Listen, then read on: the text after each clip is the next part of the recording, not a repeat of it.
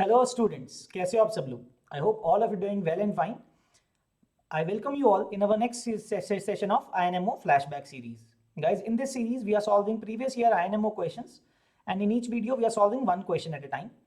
And we started with the year 2000, and currently we are going through the INMO 2017, and we did complete all the question papers from started with the year 2000 till 2016 complete है. और 2017 के भी हम first two questions already कर चुके हैं, and today we are going to see the third question of INMO 2017, right? एंड वो सारे वीडियोस जो पोस्टेड हैं guys, you can find them on our channel, या फिर अगर आप स्पेसिफिकली इनमो के वीडियोस ही देखना चाहते हो in a proper order and all, you can see it under the playlist section as well. वहां पे इनमो फ्लैशबैक सीरीज के नाम से आपको दिखेगा वो, ठीक है? So you can follow it from there as well. But guys मैं आपको एक चीज बोलना चाहूंगा, if you are doing INMO previous year questions on from this, please try the questions beforehand before watching the video. क्योंकि order में आपको question paper तो मिल ही जाएगा, क्वेश्चन पेपर से क्वेश्चन देख के पहले खुद ट्राई करो उसको हाफ एन आवर, 1 आवर और सो, फिर उसका सोल्यूशन देखो. इन बोथ सिनारियोस अगर हो जाता है then that is well and good. अगर आपका क्वेश्चन वो नहीं भी सॉल्व होता है तो वीडियो लेकिन 1 घंटे के बाद देखो, मतलब अपनी अप्रोच उस पर अपने मेथड ट्राई करने के बाद देखो, because it will help you a lot actually. अगर आप एक्चुअली जेन्युइनली यूजफुल यूज लेना चाहते हो इन वीडियोस का ना, बेनिफिट लेना चाहते हो सही से, सो दैट इज द वे. ठीक है, क्वेश्चन खुद से ट्राई करो, एफर्ट करो उस पर आधा 1 घंटा, फिर ही सोल्यूशन देखो, right? That is the minimum 1 घंटा, तो मतलब उससे ज्यादा आप देना चाहते हो आपके ऊपर, अगर आपके पास टाइम है तो, ठीक है? Then only watch the solution. It will be immensely beneficial for you in that way. Otherwise उतना फायदा नहीं होगा अगर आप किसी और अप्रोच से करोगे, तो सीधा सीधा सोल्यूशन देख लिया, it will not benefit you at all. So अगर आप जेन्युइनली बेनिफिट लेना चाहते हो, so that is the way. Okay, please follow that. Okay, alright. So आज का जो क्वेश्चन है गाइस, थोड़ा ज्योमेट्री नहीं, सॉरी, अलजेब्रा थोड़ा बेस्ड है, ठीक है? तो वो क्वेश्चन देखते हैं. Before coming to that, let me introduce myself. My name is Lohit Jindal. I've done my BTech from IIT Bombay, and I've been teaching mathematics for the past 9.5 years now, basically, है ना?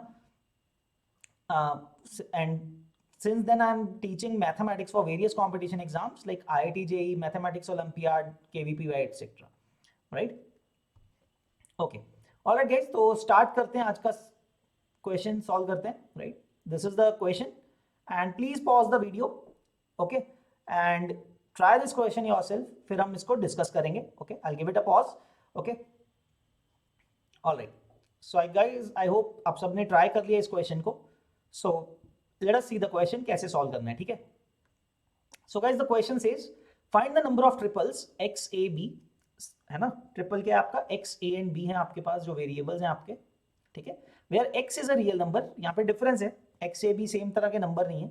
x is a real number whereas a and b belong to the set 1 2 3 4 5 6 7 8 9, मतलब first 9 natural numbers. So A और B इसके बाहर नहीं जा सकते हैं. A and B has to pick some value out of these 9 values, ठीक है? 9 natural numbers rather, such that x, a and b satisfy this equation, which is x square minus a times fractional part of x plus b equal to 0, right? They have given us that this term represents the fractional part of x. वो हम familiar है इस term से, कुछ और नहीं है, यहाँ पे भी fractional part ही बोला गया है, right? Okay, so let us see guys इसको कैसे solve कर सकते हैं. It's like an equation that we have to solve, right? So guys एक काम करते हैं, x को क्या करते हैं ना, यहाँ से ही शुरू करते हैं. It's the sum x, जो भी कोई नंबर होगा x, है ना, वो that is a real number. It will have some integer part, some fractional part. हम जनरली वैसे ही सॉल्व करते हैं ना, तो इसको लिख देते हैं सम इंटीजर n, है ना? कुछ जो भी इंटीजर पार्ट है उसको n लिख दिया, ग्रेटेस्ट इंटीजर वाले पार्ट को n लिख दिया, एंड फ्रैक्शनल पार्ट को f लिख लेते हैं, ठीक है? So the number x can be represented as n plus f. तो इसको पुट कर देते हैं इस इक्वेशन के अंदर. देखो क्या मिलेगा, will get n plus f whole square minus a times f, है ना? फ्रैक्शनल पार्ट ऑफ x तो सिर्फ f ही है. And do keep it in mind f belongs to, आपको पता ही होना चाहिए, फ्रैक्शनल पार्ट जो होता है वो 1 से 0 और 1 के बीच में होता है. It can be equal to 0 but lesser than 1, है ना? And okay, fractional part of x की वैल्यू f हो गई plus b equal to 0. So expand this and try to write it in as a quadratic in f, right? So f square आ जाएगा आपके पास एक term, right? You will have the term f square, okay, plus f के साथ क्या क्या आएगा, will get 2n minus a, ये वाली टर्म से आएगा. And what are the constants that are left, plus n square plus b equal to 0, right?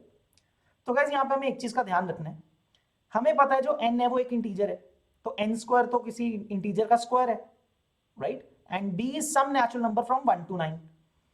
From this thing, can I observe that the product of roots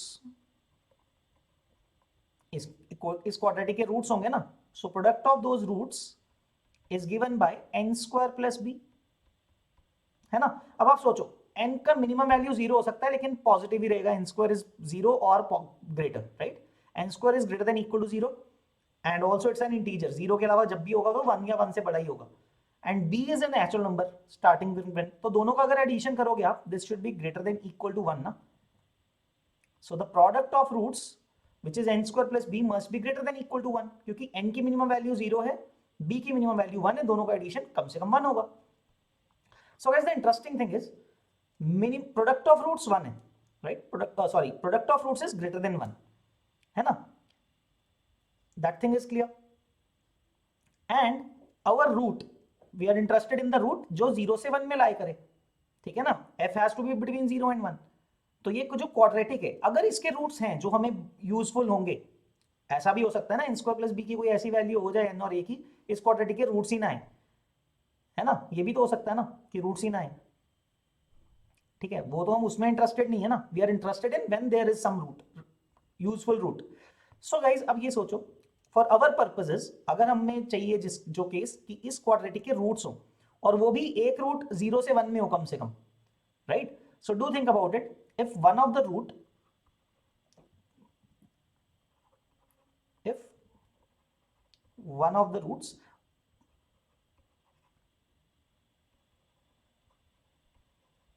okay, let's say alpha is between 1 and 0,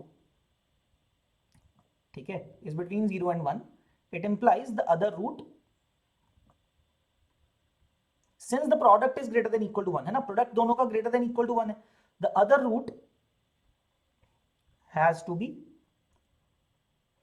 greater than 1, right, that is, let's say the second root, other root is beta, that beta has to be greater than 1, right, होना ही पड़ेगा, ये तो होना ही पड़ेगा ना, क्योंकि एक root अगर उसका 0 से 1 में है तो दूसरा रूट जो होगा, बिकॉज द प्रोडक्ट इज 1 या ग्रेटर देन 1 है, तो अगर एक नंबर 1 से छोटा है उसके साथ किस नंबर का प्रोडक्ट करोगे ताकि वो 1 से बड़ा हो जाए, प्रोडक्ट नेट प्रोडक्ट 1 से बड़ा हो जाए, वो तो जिसके साथ मल्टीप्लाई करोगे वो नंबर ग्रेटर देन 1 होना जरूरी है ना, क्योंकि दोनों नंबर अगर लेस देन 1 हो गए उनका मल्टीप्लिकेशन करोगे 1 से बड़ा थोड़ी ना आएगा, right. So the other root has to be greater than 1, ये बात क्लियर हो गई.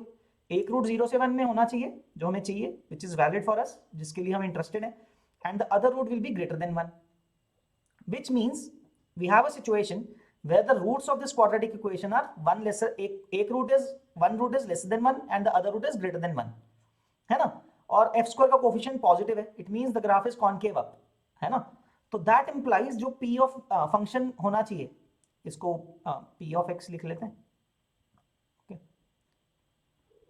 सॉरी p of f है ना, एक तरह से let's say this quadratic is p of f, function of f, तो जो p of 1 होना चाहिए, right, the p of 1 expression should be less than 0 ना, 0 से छोटा नहीं होना चाहिए, मतलब मैं सिंपल सा लॉजिक बता रहा हूँ, ये नंबर लाइन है, ये 1 है, एक रूट 1 से छोटा है इस तरफ है, एक रूट इस तरफ है, और क्वाड्रेटिक की शेप ऐसी होनी चाहिए, कॉनकेव अप होनी चाहिए, so let's say this is 0, so the possible cases is like this only ना, अल्फा यहाँ पे, बीटा यहाँ पे, 1 से बड़ा ही होना पड़ेगा, वो हमने डिस्कस कर ही लिया, एक रूट 1 से छोटा है, एक 1 से बड़ा है ना, so 1 is in between the two roots and concave up graph है पक्के से, this implies that f of 1 जो यहाँ पे फंक्शन की वैल्यू होनी चाहिए वो नेगेटिव होनी चाहिए, all that we are using is this thing and this is a crucial thing, ठीक है. अब p of 1 क्या हो जाएगा, देखो 1 plus 2n minus a plus n square plus b equal to, less than 0 डालना है ना. Now we can create some combine some terms, देखो 1 plus 2n plus n square, ये कंबाइन होके क्या बन जाएगा, n plus 1 whole square, right, this will become n plus 1 whole square plus b is less than a को right side पे ले जाता है, थोड़ा समझने में इजी हो जाएगा. तो देखो गाइस, फाइनली हमारे पास क्या इक्वेशन बन गई, इनइक्वालिटी का बन गई, n plus 1 का square plus b should be less than a, right. अब गाइस a का एक अपर बाउंड तो है ना, a कैन मैक्सिमम भी 9, देखो n plus 1 का होल स्क्वायर भी पॉजिटिव है, b भी पॉजिटिव है, एंड वी नो a वो a से छोटा होना चाहिए, सो ए का मैक्सिमम वैल्यू कितना है 9 है, तो हमारे पास यहाँ पे क्या होगा n की बड़ी लिमिटेड वैल्यूज मिलेंगी, right, because you can see it easily. देखो if I say for n greater than equal to 2, अगर n को 2 या उससे बड़ा डाल दिया, देखो n को अगर मैंने 2 डाला तो इट बिकम्स 3 का square, 3 square is already 9 plus कुछ b भी होगा, तो the left hand side is greater then 9 rather greater than 10, और फिर वो a से छोटा कैसे होगा, बिकॉज a की मैक्सिमम वैल्यू कितनी है 9 है, राइट, a की मैक्सिमम वैल्यू 9 है, and for n greater then 2, okay, for n greater then 2 the expression n plus 1 का square plus b is greater than equal to 10. So how can it be, lesser than a? This thing is wrong. No possible solution, right? Because a is from line from 1 to 9. तो कोई solution नहीं आएगा, right? So हम ये लिख देते हैं not possible. ठीक है? So that is not possible. ठीक? Similarly, for अभी n plus 1 का whole square है. Square को 9 पर कैसे बना सकते हो, या तो n को 2 डाल सकते हो या फिर आप इसको -4 डाल सकते हो। Similarly for n less than equal to -4 या उससे छोटे नंबर्स भी नहीं डाल सकते हो, देन ऑल्सो n plus 1 का square plus b will exceed 10, right, same logic, and it is not less than a, right, so again not possible,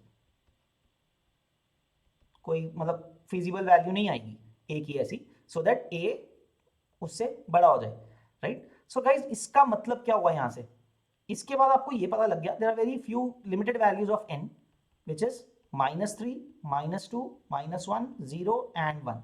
so simply 5 values हैं आपके पास, यू सिंपली हैव 5 वैल्यूज, और उसमें भी calculation करना बहुत easy होगा because it's square, n plus 1 का स्क्वायर है, जब आप n को -3 डालते हो या फिर 1 डालते हो सेम इक्वेशन बनती है, right. Similarly when you put n equal to -2 और 0 तब भी सेम इक्वेशन बनेगी और -1 के लिए अलग बनेगी। So you will have be making 3 cases overall, जिसके लिए हम काउंट कर पाएंगे, ठीक है। So let us see the first case, when हम इकट्ठा कर लेते हैं, है ना, एक ही बार में सॉल्व कर देते हैं ना, n is equal to -3,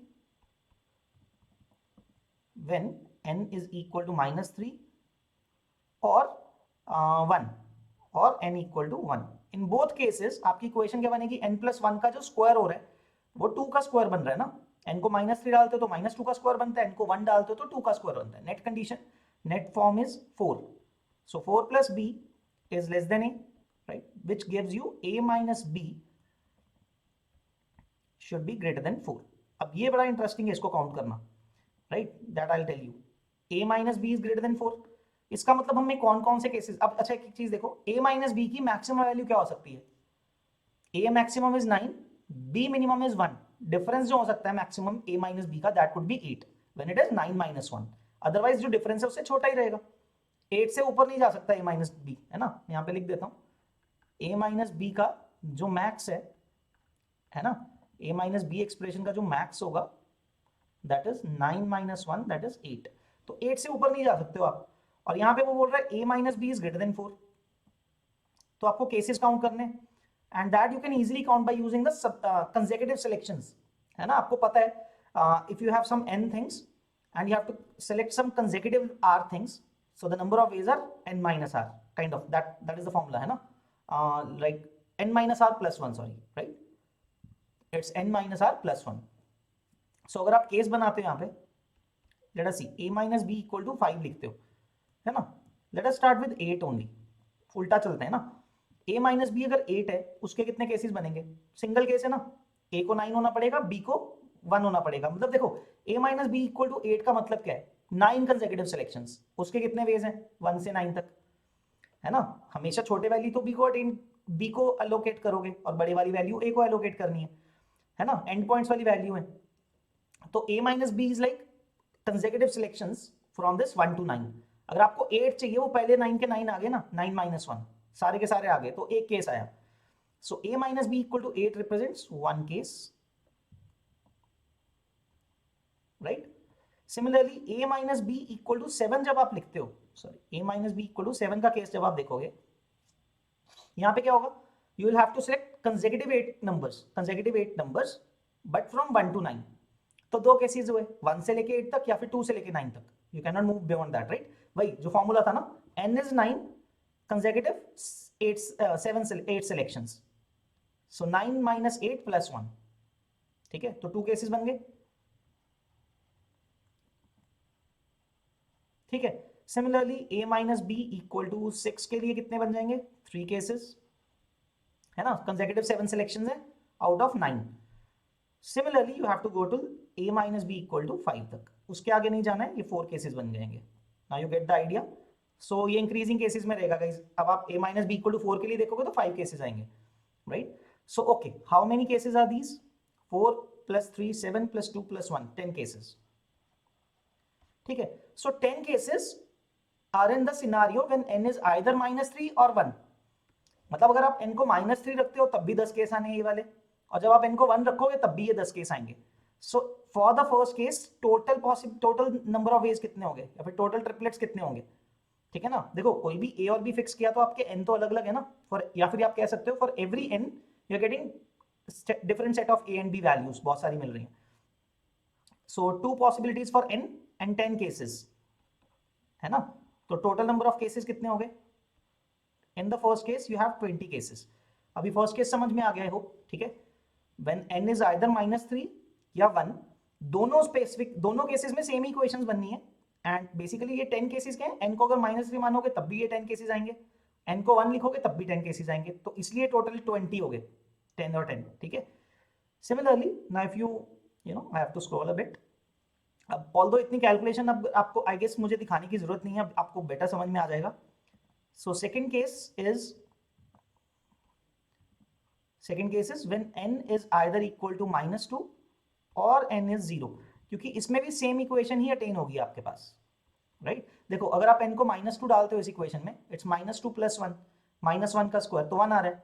and similarly n को 0 डालते हो तब भी +1 का स्क्वायर है. So your equation that you are forming is 1 + b less than a and which gives you a minus b greater than 1. तो ये काफी इजी हो गया. आपको 2 तक जाना है ये चीज. Getting my point. आपको यही चीज जो a माइनस b के डिफरेंसेज हैं, the differences of a minus b that can be, that is going from, मैं लिख देता हूँ 2 3 4 अप टू 8. और अब आपने काउंटिंग सीख ली है. 8 वाले के अंदर 1 केस है, 7 के अंदर 2 केस है. सो ऐसे बढ़ते जा रहे हैं case. As the difference between a and minus b, है ना, difference of a and b is decreasing, so the cases are increasing, है ना. सो इसके केस के लिए कितने केस ऐड होंगे? You can get an idea from the above case, है ना. 8 से शुरू किया था तो फर्स्ट केस था 1 + 2 + 3. कहां तक जाओगे? जब a माइनस b 2 होगा इसी तरह से, है ना. सो 9 - 2 7 + 1, तो कहां तक जाओगे? There are how many cases? 7 cases ना. सो 1 से लेकर 7 तक बन रहे हैं, है ना. a माइनस b की वैल्यू 2 है, then the case is 3 consecutive selections, है ना. So the number of values are 7. So 1 + 2 + 3 up to 7 जाएगा. The addition adds up to 28, right. 7 × 8/2. So this sum is 28 cases. ठीक है. ये 28 केसेस और आ गए. मीनिंग अगेन n की 2 वैल्यूज थी. For both the values you get 28 cases. So total कितने हो जाएंगे? So total you'll get 2 × 28 which means 56 cases. ठीक है. अब सेकंड केस के अंदर टोटल कितने पॉसिबिलिटीज आएंगे, कितने ट्रिपलेट्स आ जाएंगे आपके पास? ट्रिपल्स आएंगे 56 ट्रिपल्स. सब डिफरेंट ही होंगे, सेम कोई नहीं होगा, because n is every time different, है ना. Now the third case, single एक केस बचा बीच में, n equal to -1. This time will not have to double the cases. n equal to -1 जब आप चूज करते हो गाइस, है ना, n को -1 डाला तो n -1 है, तो -1 + 1 0 ही हो गया वो. So you simply get the case b is less than a, है ना. तो इसमें काउंट करना बहुत ईजी है ना. वैसे इसमें केसेस बनाने की जरूरत नहीं है. You need that a minus b is greater then 0. Difference greater than 0 होना चाहिए. मतलब a और b सेम नहीं होने चाहिए, बाकी सब चलेगा ना. बाकी कोई भी 2 उठाओगे अगर आप, तो बड़े वाले वैल्यू a को दे दो, छोटे वाला वैल्यू b को दे दो. ऐसे भी काउंट कर सकते हो. और you can form the equations as well. Both ways it is fine. इसमें सिंपल है. 28 वाले केसेस जो पहले काउंट किया आपने सेकंड केस में, उससे एक एक्स्ट्रा केस काउंट हो रहा है a minus b equal to 1 वाला, विच इज 8 मोर केसेस. वहां से भी 36 डायरेक्ट आ जाएगा. और तरीका क्या है? यू कैन डायरेक्टली से 9c2. 9c2 भी बोल सकते हो ना, क्योंकि a और b बस सेम नहीं होने चाहिए, in which case the difference will be 0. Otherwise कोई भी 2 नंबर चूज कर लो आप, छोटे वाला b को दे दो, बड़े वाला a को एलोकेट कर दो 9c2। ठीक है, तो there are two ways to calculate the third case, using the previous possibility case 28 + 8, या फिर 9c2 कर लो which is again 36, 9 × 8/2 which is 36, है ना, 9 × 4, सो 36 केसेस। तो ये आ गया आपके पास। सो टोटल कितना हो गया देखो, 20 केसेस प्लस 56 प्लस 36। ठीक है, सो टोटल XAB ट्रिपल्स कितने आएंगे,